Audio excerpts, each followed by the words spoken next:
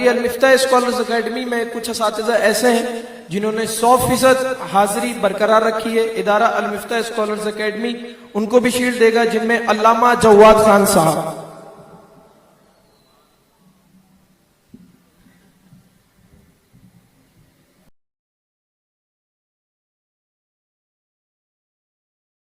अल-मिफ्ताह scholars academy में दारुल इफ्ता भी है, जिसमें मुफ्ती साहब रोजाना की बुनियाद पर फतवे देते हैं और सबसे ज्यादा फतवे लिखने वाले अल्लामा जवाद खान साहब।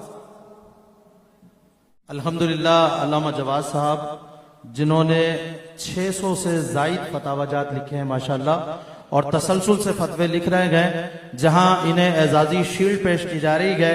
मैं तरगीब के लिए और मजीद लोग इस फील्ड में आगे आए, फतवा नवीसी की फील्ड में आगे आए, ये अल-मिफ्ताह स्कॉलर्स अकेडमी की जानिब से ऐलान कर रहा हूं कि इंशाअल्लाह अल-मिफ्ताह स्कॉलर्स अकेडमी इन्हें उम्रे का टिकट इंशाअल्लाह दे रही है।